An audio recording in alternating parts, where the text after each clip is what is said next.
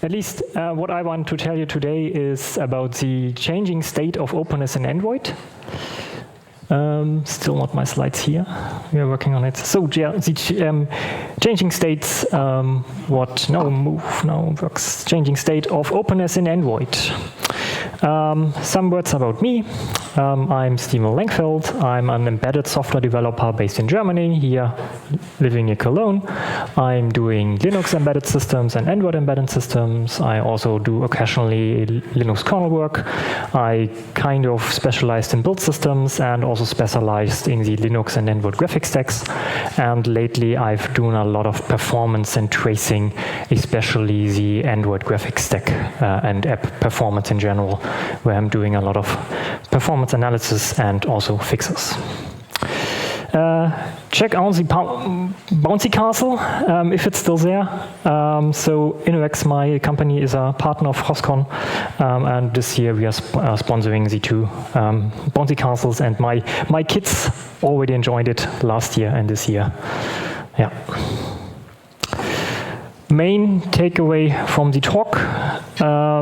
So no really silver buzzword thingy I have to tell you, but the takeaway is that you should get a good understanding of what is going on in Android this year, and what's happening last year and this year. I have a lot of links in my slides to the references, so blog posts and other material. If you want to follow that right now, here's the QR code you can scan, and then you have a copy of the slides. Also go to the URL Stefan Lenkfeld XYZ slidespdf.com. So one thing I want to do is to add my clock. Start. So, contents of my talk. So first we have to do some background. So just to set the scene right for every terms I will talk about. Then I will talk about the changes that are done to the AOSP, Android open source project. And then I will talk about the changes done to Android. And these terms I will be explain in 1 minute. And also we will talk about community reaction and other changes. Where's my information based on? So I'm personally working on Android-based projects since 2018. My first Android platform was Android 8, now kind of 10 years old. And I worked on various devices. I worked on the Pixel 2 device from Google, RIMS 3 as a development board, HiKey as a development board, and also on custom hardware by the projects I'm working in. And the project scaled from 2-person teams to multiple team projects, so small projects and really, really big and long-running projects. And other source of information, I'm being part of the AOSP devs community. This is a community where we share knowledge about AOSP platform development, and there I'm doing a newsletter since 2025. This appears monthly, so I'm looking what is going on in the Android space and summarize it, and there my information and links are all based on. So let's dive into the background. What are the players in the Android ecosystem? This is a traditional image you maybe already have seen. It's from the project Rebel. This shows how the source code releases flow through the different players in the Android ecosystem. So on the upper left, it starts with the Android release that is done by Google. This release source code is then passed onto the device. Silicon manufacturers or SoC vendors like Qualcomm, MediaTek, Intel, they add a lot of kernel drivers and hardware implementations. Then this source code is passed to device manufacturers. These device manufacturers are then building the actual phone hardware, for example, Samsung, Xiaomi, Fairphone, and these add a lot of additional stuff into the source code, and then this source code and device is given to the carriers, and the carriers then give the phone to the actual end users. So this is the normal source code flow in the normal players in the Android ecosystem. Now we look there a bit more in detail. So again, we have the Google team that is providing the source code, working on the source code. Then we have the SoC vendors, system on chip vendors, Qualcomm, Intel, Samsung, MediaTek, Rockchip, and TI, and some others. Again, device manufacturers, Samsung, Motorola, Xiaomi, Fairphone. But Android nowadays wants in also additional devices. So in the same bucket, for example, we have German car manufacturers or other car manufacturers in the world that are using a special kind of Android that is called Android Automotive and AOS. And these are also players in the field. And also Android runs on a different size of devices, for example, TVs and smartwatches. And for smartwatches, there's Android Wear OS from Google. Another part in the ecosystem are app developers. These are writing the applications that run on the Android devices. And then we also have you guys and the end users of the Android certified devices. So if you have an Android phone, which is the official Android trademark on it, that is a certified device. We come to that in a bit in a moment. Another part in the ecosystem and also in the things are changing are the custom ROM developers. They are not affiliated with Google. So for example, LineageOS, EOS, CatalystOS, GrapheneOS, they build custom operating systems based on AOSP for phones. There are also then additional players. For example, the customers I work on often builds devices that run AOSP, but on different kinds of form factors, for example, on cars or on point-of-sale terminals. And other devices, for example, tablets. Also, for example, Amazon Fire OS is based on Android, but not officially Android, so not affiliated with Android. And then we have the other kind of end users. These are using these devices, the de-Googled Android phones. So they are using a custom version of AOSP without the Google features. And they are using the non-Android certified devices. So those are the players we will touch upon in all the talk. What does it mean to have an Android certified device? So, for example, Fairphone or Xiaomi, if they produce a phone, they first must fulfill the Android compatibility definition document with some requirements. They must run a test suite on their device, so the actual implementations they provide on the operating system called CTS, VTS. And after that, if they fulfill both, then they can apply for an Android partnership. So go to Google and sign a contract and provide the information of their device and that their device is compliant.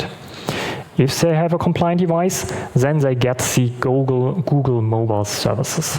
That is the Play Store, Gmail, YouTube, and the other Google apps you maybe have on your phone.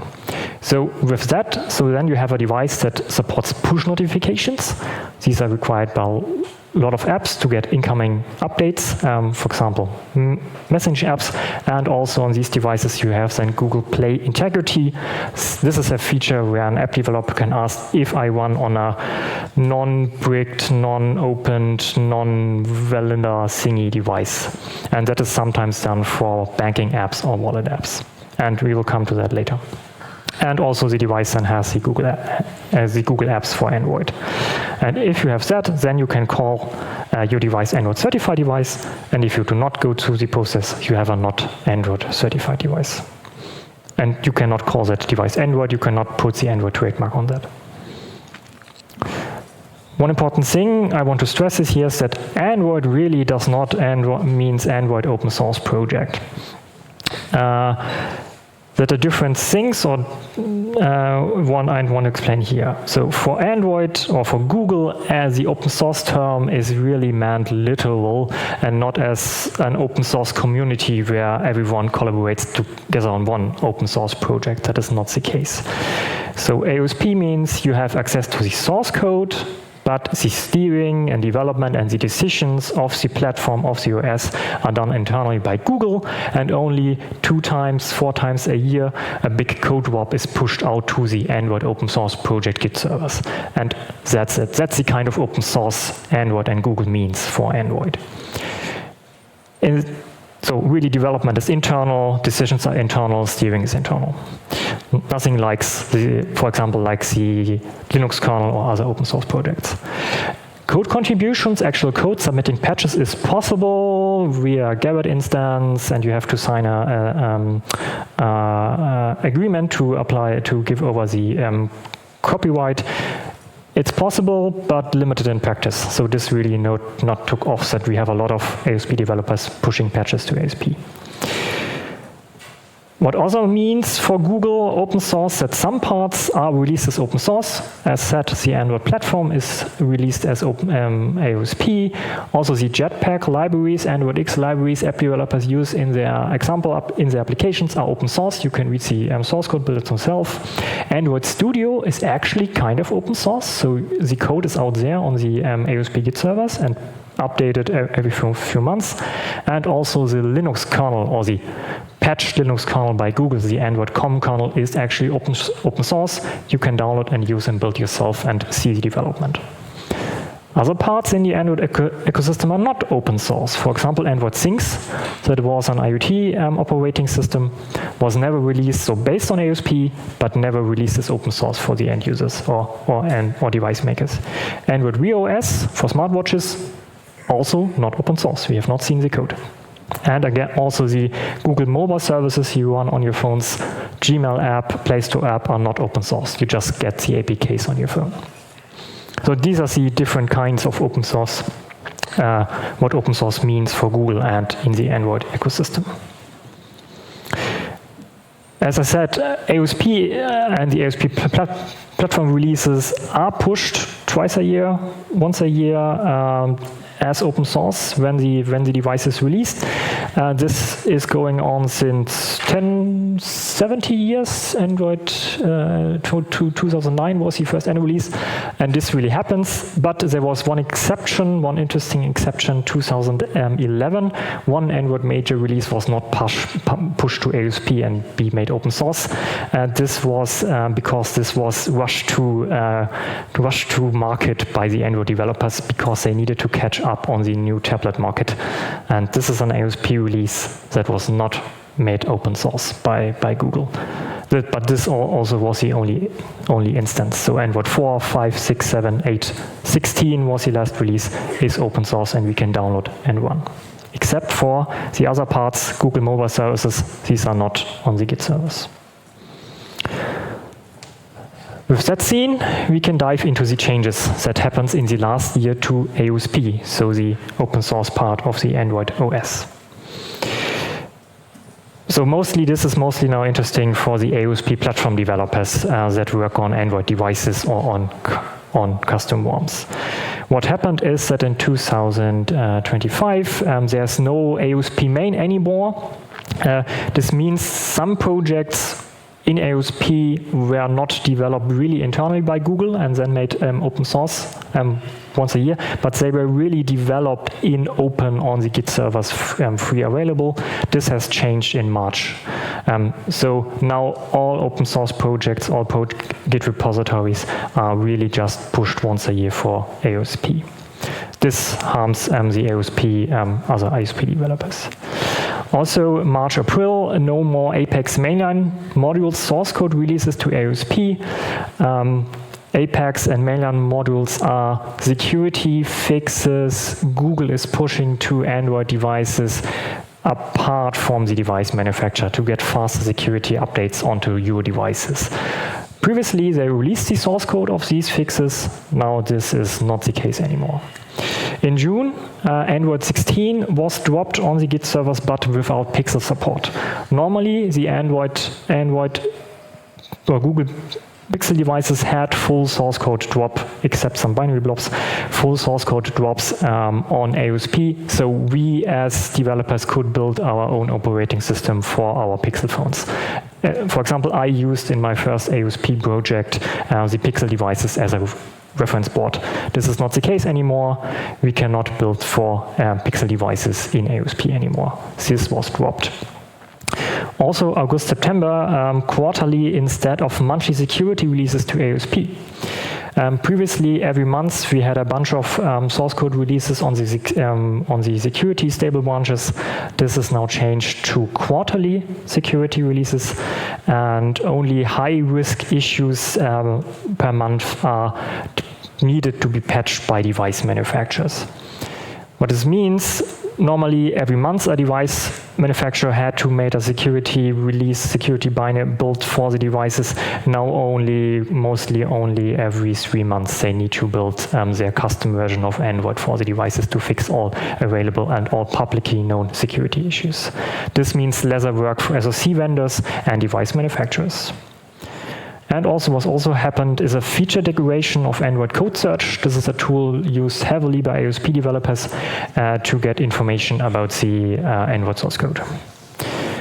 And also another stage in 2026, in January, since the last 2-3 years, we had a major Android release, 4 times a year, where the source code was dropped on the Git servers. This is now not the case anymore. We only have 2 of these source code drops from Google to public per year. Special case about the important about the security fixes. So the security fixes are shared with the partners, so people that build Android certified devices before they are released to AOSP, and so before they are made publicly available to everyone on the planet. Why do we know this? Because GrapheneOS developers talked about that. We have early access to Android security bulletin patches, and they will help to set up a workflow where we can release already built and tested prior to the embargo ended. What does this mean? Normally every month, all the existing security patches made public and then fixed and pushed to the devices. Now this happens only every 3 months, but the errors and fixes or problems are known to all the partners because they have access to the internal branches from Google. So the time window of exploitation of these bugs increased from 1 month to, or some weeks to up to 3 months. Why does GrapheneOS as a custom ROM developer has access to internal AOSP branches or patches? I think mostly because they announced a partnership with Motorola to build to bring GrapheneOS on Motorola devices, and Motorola has a partnership with Google. So this is my thing why I think they have access to the internal security branches and patches before we as outsiders see them.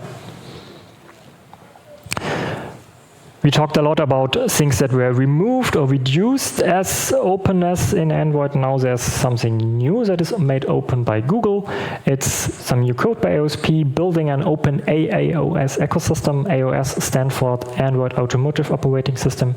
So this was announced in March. Beyond infotainment, extending Android Automotive OS for the software-defined vehicle, And yeah, Google released this new kind of stack where they think the OS and the different screens and devices and hypervisors in cars should work. They worked on an implementation of that with hypervisors, and then they made this open source and public. And this was done in June 2026, so some 2 months ago with Android 17 and pushed to AOSP. Summary of these changes. So things are closed down, some things are opened up. My take is that Google had to or has to cut costs or cut costs on maintaining AOSP in 2025. Some of the background in 2025, it was not really clear whether Google was keeping up with the AI boom. So at that time, Gemini was not one of the best performing LLMs out there. So kind of the company focused heavily on pushing out going to AI stuff. So they searched for things to cut costs. And everything I've showed was work Google engineers had to do to make something open source and public, and this was reduced. And yeah, okay, it's bad for the non-certified Android device builders and users. So for example, custom ROM developers, GrapheneOS could build Pixel devices very easily because Pixel devices were fully supported in AOSP. Now it requires a lot of efforts, but it's only for the non-certified Android devices and the outsiders that are affected. The Android partners or people working on Android certified devices, they're not really not cut down on these changes because they have access to internal branches. They even have to do less work because of the delayed security fixes. And so my takeaway is really, AOSP, the open source part of Android, is not the product for Google in the first place. Android's the product, so Android phones with Play Store on that is the product. That cannot be cut, but the open source part of Android, it's not the product. There they can cut costs and do less work, but keeping up the Android ecosystem alive. One thing I want to point out, there's Karim from Openness. In October last year, they did a Reading the Tea Leaves talk on YouTube, where he also tried to fit together all the things are changing and combine them with the AI and LLM stuff. Okay. This was the changes for AOSP platform developers and custom ROM builders and what they have to face and what they change. Now we go to the elephant in the room, Android developer verification. And this is for the Android app developers and end users of the phones, so matters to the end users of the phones. So we all, if you have Android phones and not iPhones. So, Android developer verification. This is my rundown list of all blog posts and things that happened. So this started in August last year, where Google posted a new layer of security for Android certified devices, where they explained that they want to introduce Android developer verification. In September, FDroid made the statement, free FDroid and Google's developer registration degree. So FDroid and the open source community are opposed these new, to introduce this explicit registration. But this thing continued in September, so was just one day late, and Google published a blog post, so explaining more details. Let's talk about security, answering your top questions about Android developer verification. So they started to go into more detail how this thing will work out, and also they did a podcast about it, Android developer verification, in the Android Backstage podcast. In October, FDroid, what we talk about when we talk about sideloading, and also in that date as they initiated a community call out called Keep Android Open.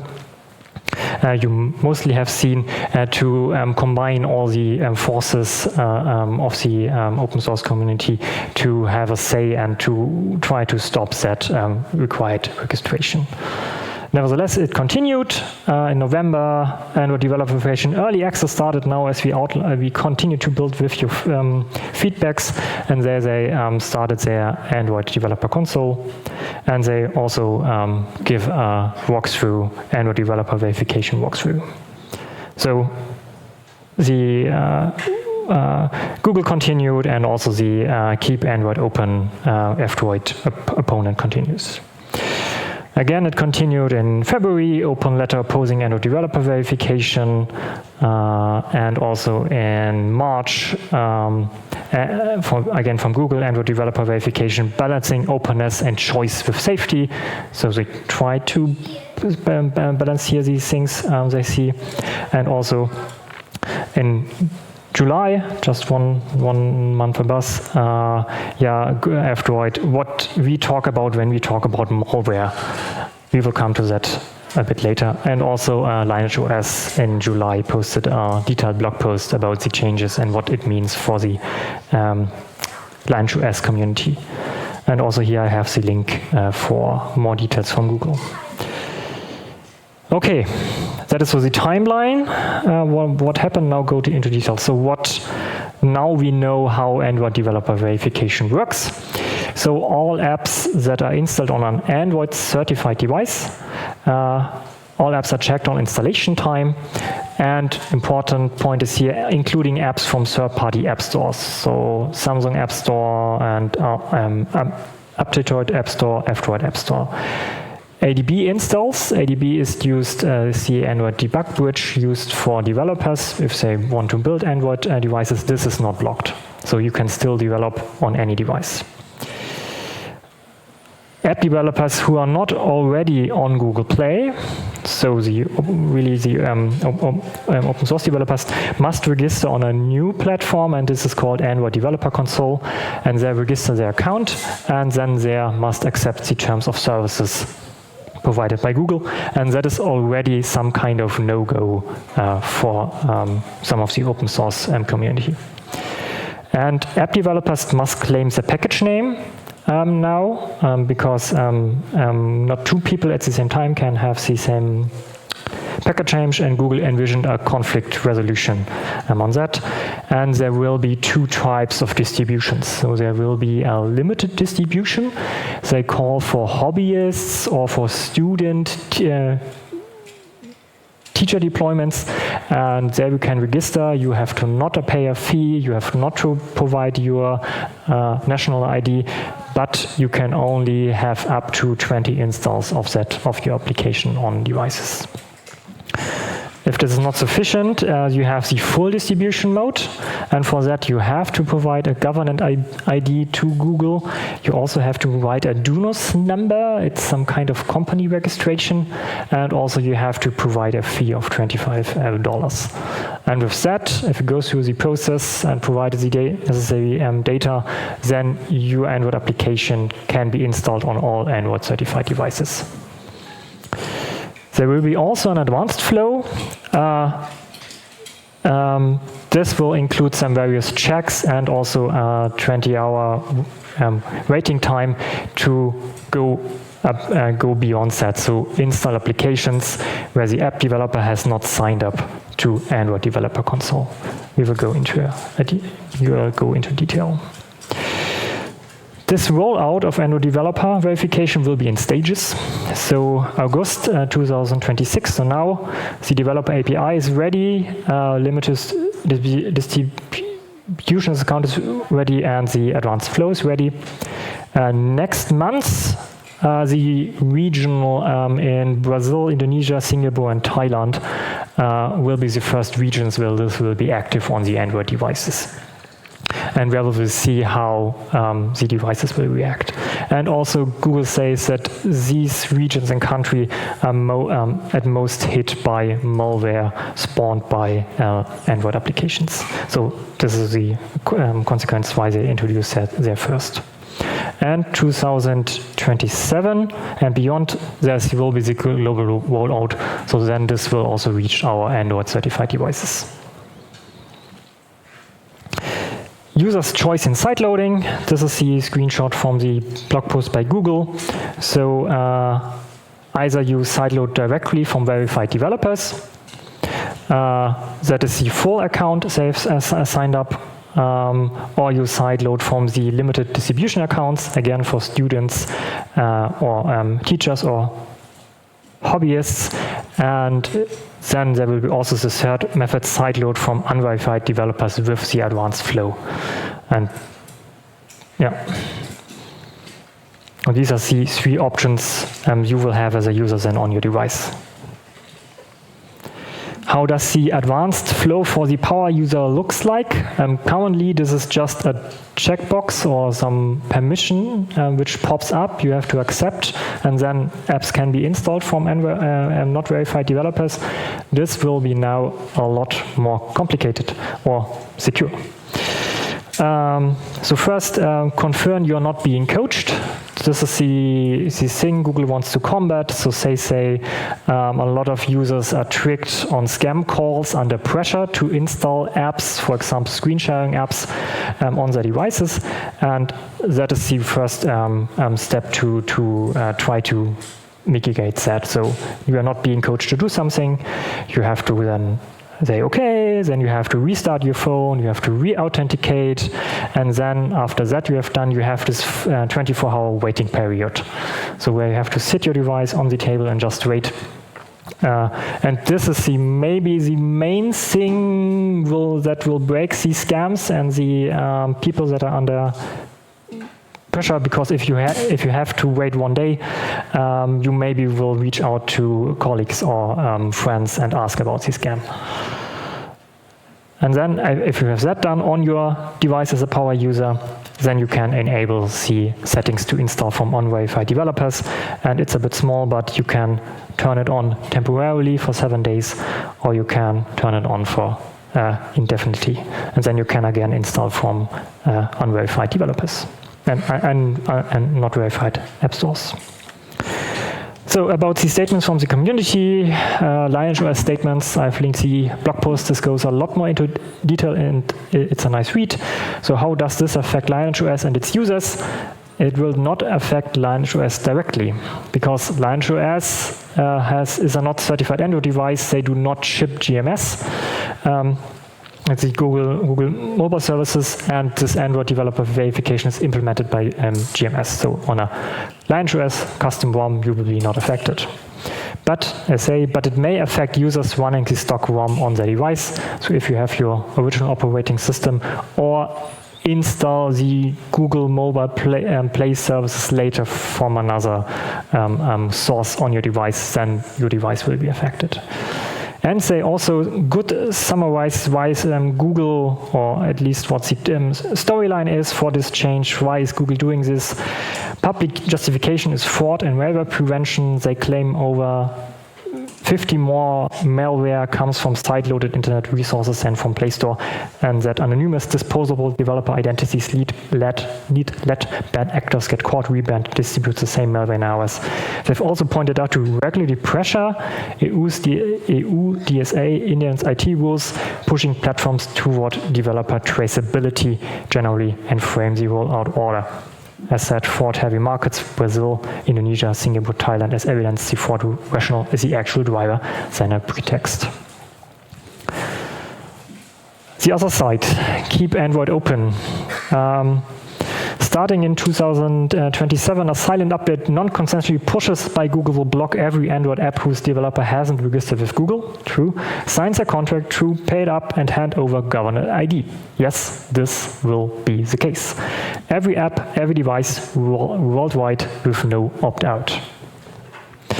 If Google can retroactively lock down billions of devices that were sold as open platforms, Google calls Android as an open platform, every hardware manufacturer on the planet is watching. This is true.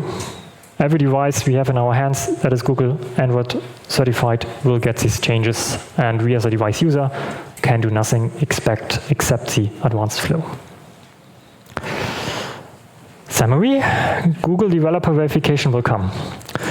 Currently, their Keep Android Open seems there's not enough pushback against this. Also, I've seen no move by Google or by other regulations or other legal entities to say something on that. What is also true, the advanced flow for power users still exists or is created. So we have still the choice after the 24-hour rethinking period if we really want to install this nice open source app. There will be also a lot of unknowns how it will affect F-Droid and the F-Droid store, because there I think mostly the apps will not opt in to the advanced flow. And what will happen on my phone, for example, I have a lot of apps from F-Droid. There are still opens what will happen. And what maybe is the most summary is that the Android ecosystem is moving towards the Apple iOS called Wallet Garden ecosystem. There, all app developers must also register with Apple. Yeah, this is true since the beginning of the iOS ecosystem and phone.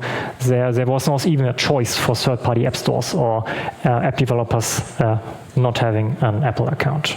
So now, and we have seen regulation pressure on Apple opening up. For example, I think the case with Epic, where now they have third-party app stores on iOS. So they're coming from the one side, and Google is now going to the other side, and they meet in the middle. This is what is currently happening. Okay, but that is not all from the changing things of openness in Android. We have also changes for app stores and Android Assistant APIs I want to highlight that happened in the last year. Not only Epic goes against Apple, but also Epic goes against Google.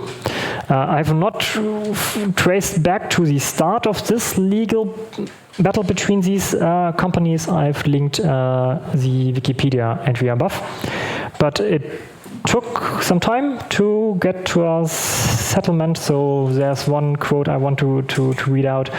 2024, why Google is appealing to US Epic Games verdict. Even so, unlike iOS, Android is an open platform that has always allowed choice and flexibility, like multiple app stores and sideloading.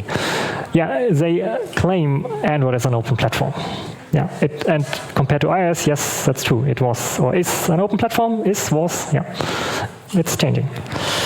Nevertheless, there was the legal battle, and the settlement this year in March announced on the Google blog, Android developers, a new era of choice and openness. There will we go into one slide. It's about the app stores. And also Epic Games published a blog post about the settlement. And just some days ago, we have seen the first app store that is now listed in the Google Play Store. That is part of the settlement, that now you can install app stores, other app stores than Google Play Store inside the Google Play Store. And the first app store is from Aptitude, that is now officially on Google Play. Summary of these changes, I already talked a bit. So other app stores are now installable with the Google Play Store, officially searchable and yeah, allowed. For now, it's just one app store, but it's this is part of the settlement that you can now apply or submit other app stores. Also, Google has reduced the fee app developers have to pay Google for using the Google Play Store. Yeah, and I think it previously was 30% in some cases, and now it's 15%. So really, they reduced the fee on the settlement. And also what now also Google cannot prohibit or forbid third-party app developers to promote other install methods and paying processes. So previously, I think it was in the term of services that app developers cannot provide other app stores to install apps or other ways to pay. So this is now forbidden from Google's side. Nevertheless, there's a fair service fee per transaction. So even so, an app like a game from Epic has an in-app buy mechanism that does not go through a Google payment system, still they have to pay a fee for every payment. And one asterisk, this only applies to the US market. Yeah, because this legal thing was US only. Another thing that's happened is the EU DMA action. Google needs to open up APIs for third-party app developers. DMA, the Digital Markets Act. Here's the quote. The European Commission adopted a decision under the DMA that requires Alphabet, Google's parent company, to open up 11 Android features, including always-on wake-up word detection, ambient sensor access, screen automation, to all assistants on equal terms. And this will, the target goals for these changes that Google are required to implement are Android 18, so next year, and Google Android 19 in 2 years.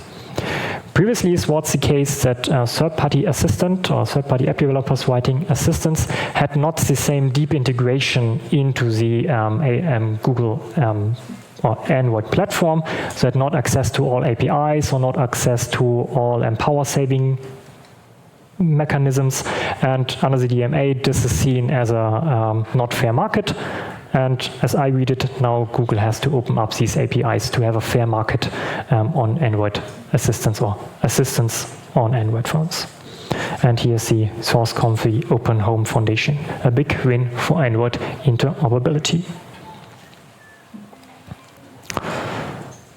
We've talked about a lot of Android certified devices and what does it mean in the Android ecosystem. Now we go a bit the other direction from non-Android certified devices and ecosystem.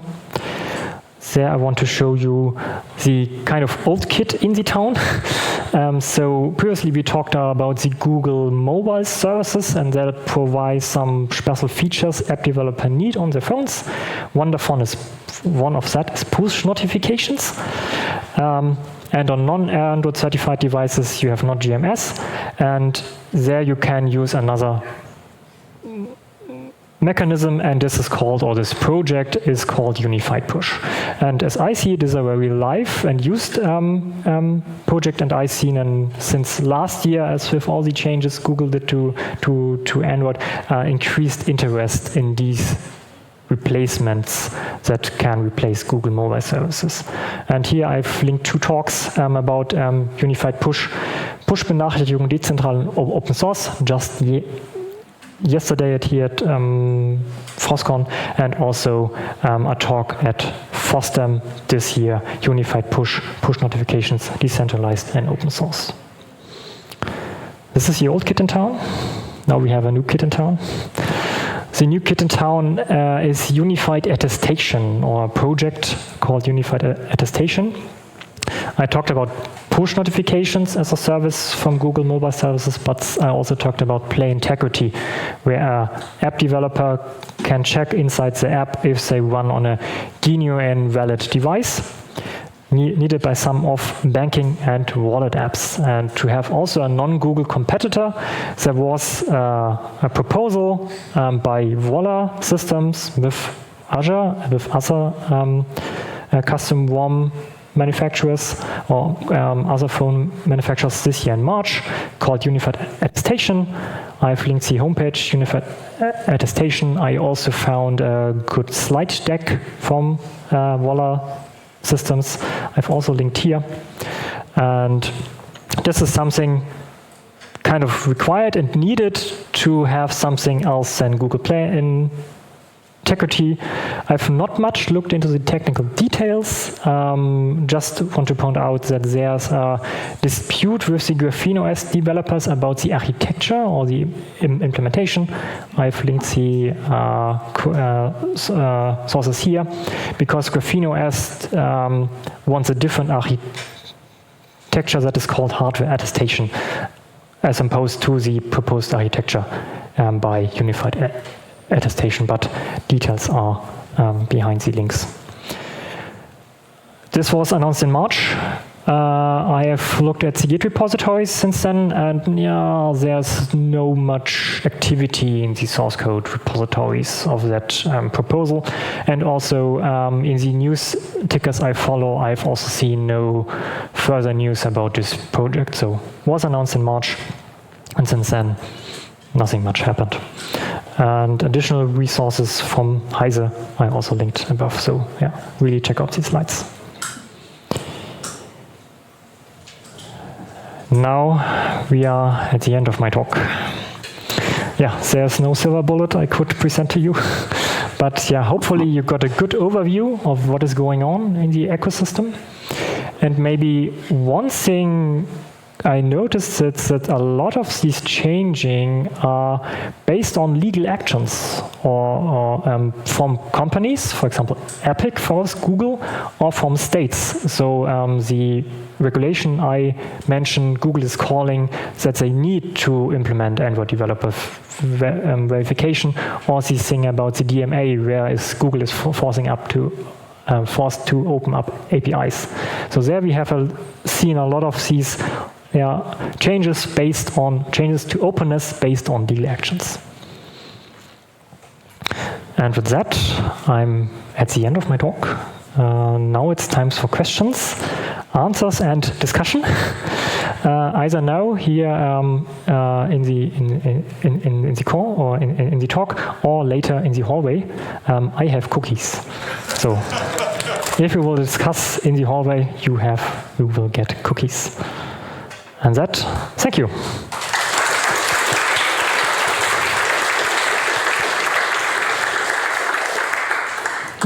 So we already have some questions. Thank you very much. Two questions about advanced flow. So the first one, did I get you right that the 24-hour delay is phone-wide setting and not per app that you are going to install? As far as I know, this is by phone. So once you have enabled it, you can install as many applications as you want? Yes, and there will be two options. So for a week or forever? For a week or forever, yes. Okay. And this is by phone, yes. Yeah, and the second one is, in your opinion, is that an adequate protection measure, or would there be something that is less strict? I mean, there's Google Play Protect, and I guess a bunch of other mechanisms that Google has involved that they could use instead of this. Good question. Difficult answer, I do not know. I've not so much dived into this is maybe a bit of the problem, that everything is a bit of vague. Why they're doing it, what they're based on, or showing numbers, or really numbers, how much people are affected by malware on Android. I have no really seen a study on that. For example, what I see in Germany is that most people are tricked by phone calls, not by malicious apps. But that is my view here in Germany. Maybe this is different in other countries. But again, I've not seen a big study on that, if this really helps or help not. Or at least it should help, but if it's worth the trade-off about end user access to their devices and control over their devices, because as Keep Android Open says, your device will be, your bought device will be locked by hardware manufacturers or Google retroactively after you have bought it. Yeah, and this is a trade-off between privacy and usability. But the numbers studies are lacking. At least for me, I have not seen them. So, Stefan, thank you very much for this report. I'm a network engineer, and I have some developer questions, because I'm looking for a not really open source project, because this is controlled by Google because of the application of the device and everything you do. Do you see some change to go back or get less for open, or is it kind of redefinition of Android open source project? And what about the developer verification?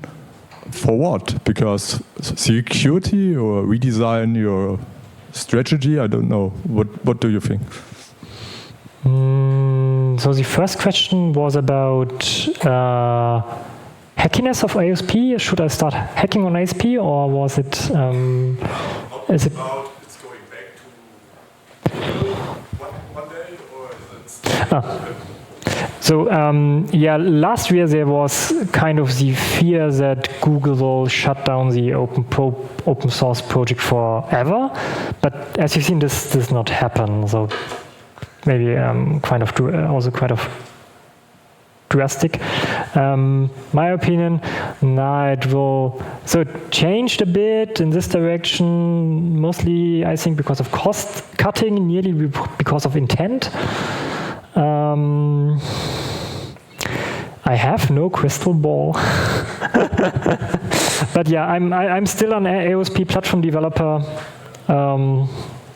I've will not give that up in the next 5 years, I think. So at least some things we can work on in AOSP open source project. Yeah. So this was not a good answer, but okay. What about verification? Why you use this as Google? Because please repeat. Later, or is this the same? So do you ask, why does Google do this?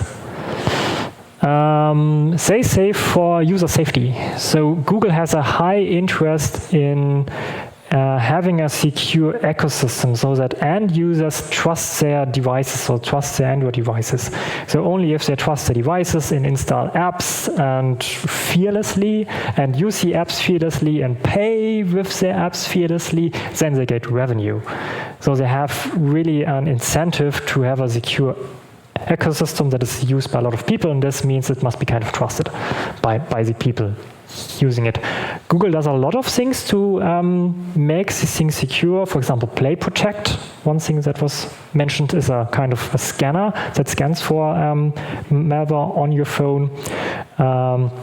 Also, a lot of the changes Google is doing, for example, to the UI or the permission system is of increasing the trust in your device. So, for example, forbidding every application to access your phone, to your microphone or camera, and all these things. Or Google is introducing Rust into the AOSP system, and they have a study showing that there are less security issues in new Rust code. So they do a lot of things to have a secure ecosystem.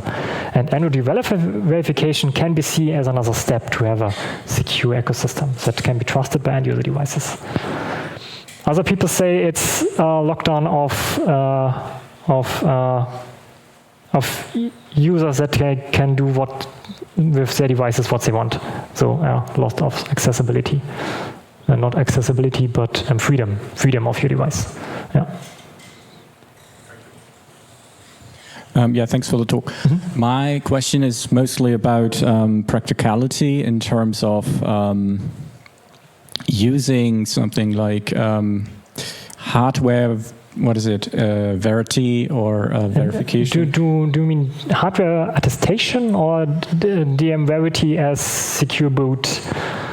Kind of in that direction. Okay. I can't get it together very clearly. Mostly from the macroscopic level, looking at medical apps from health insurance or banking apps and so on. Yeah.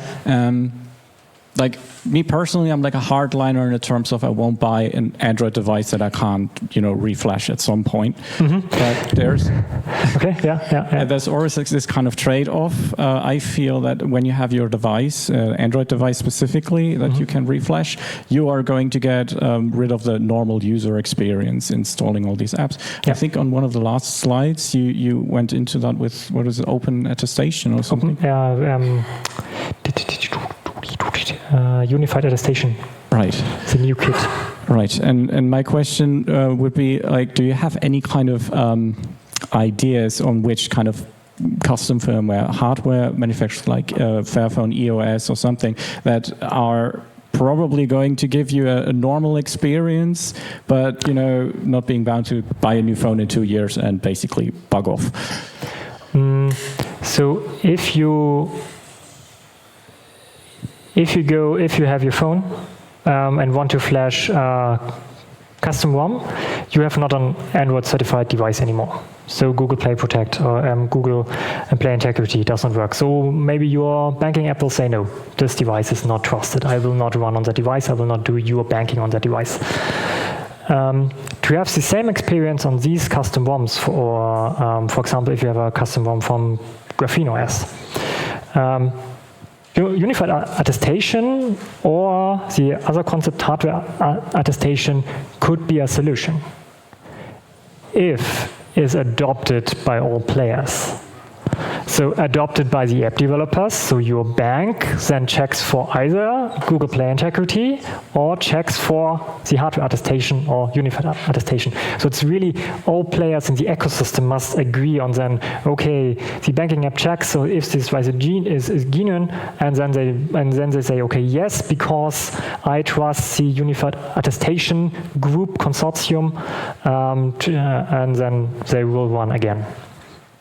So if you want to have the same experience, we need to have this either pushed by some governance or legal to have an alternative system to Google Play Protect, or the companies itself have to consolidate on that. Then this, we will see.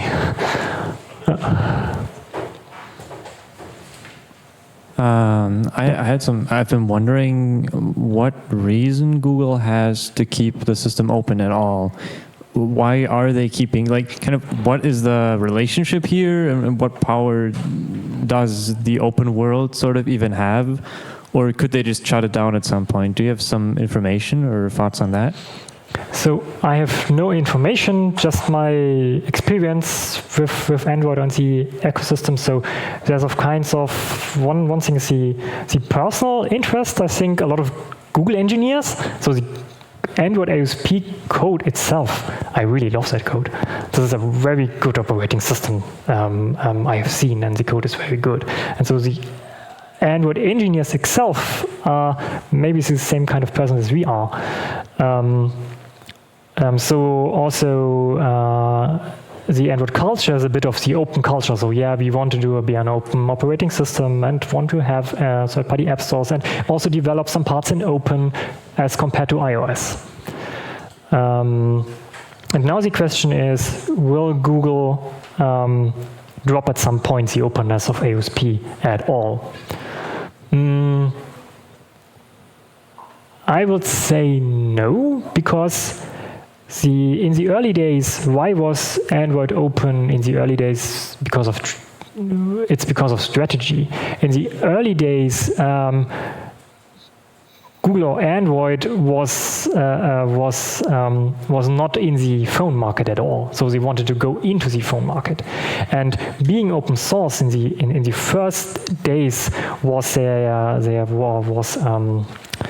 was a convincing point for the Android phone manufacturer. So here we develop the operating system for you. You only have to put some drivers on it. Take our code, and if you do not like what we do, it's open source and you can go away and build your own phone upon them. But in the first place, this was a measure to get a lot of on board because the open sourceness reduced the risk of the phone manufacturers.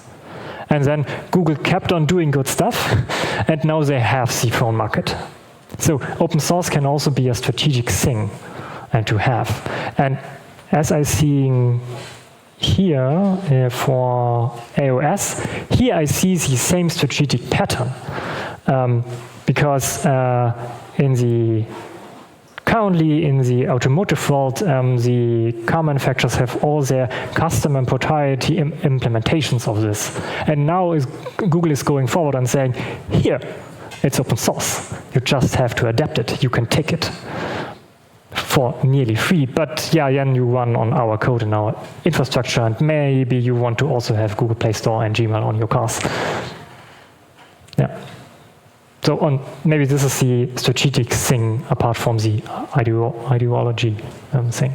So answer the question, will be AOSP not open source in the next 5 years? I don't think so. Yeah, because it still has some value.